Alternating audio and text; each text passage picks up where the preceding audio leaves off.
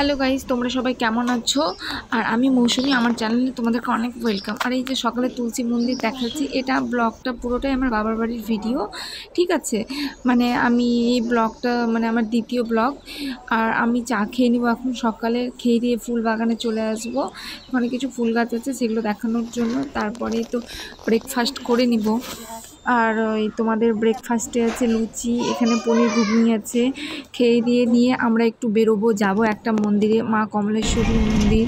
এই যে আমরা এখানে সবাই আছি, আমি আছি, আমার বাবু আছে, তারপরে মা আছে, দিদি আছে, বৌদি আছে, সবাই আছে। তো আমরা ফাইনালি চলে এসেছি মন্দিরে। এই যে মা কমলেশ্বরীর মন্দির, এটা খুব জাগ্রত মন্দির। আর মন্দিরটা একদমই নতুন তৈরি হয়েছে, কিন্তু মন্দিরটা পুরনো, পাথরের। এটা মা কমলেশ্বরী, এটা পুরনো, ঠিক আছে? তো খুবই জাগ্রত, এখানে সবাই পুজো করছে। আমরা আছি, সবাই আছি, মা আছে, দিদি বৌদি যারা যারা গেছি, ঠিক আছে, সবাই আছে। আর এই যে মা এখানে যোগস্থানে প্রণাম করছে বৌদি। তারপরে তো দেখো ঋদ্ধিকে, আমার সোনা, এই যে বাবার সাথে খেলছে। একটু ও এক্সাইটেড হয়ে পড়েছে নতুন জায়গায় এসে, আর খুব ভালোও লাগছে।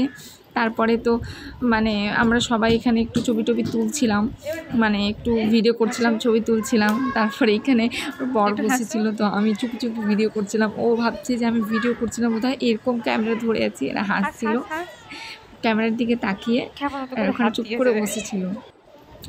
আরও তারপর তো ওইদিকে রীতি দৌড়াদৌড়ি করছে, আর এদিক থেকে ওদিক, ওদিক থেকে ওদিক ছুটছিল, এক জায়গায় তো স্থির থাকবেই না, এত দৌড়চ্ছিল। আর সবাই বসেছিল এখানে মন্দিরের গেটে, গল্প করছিল।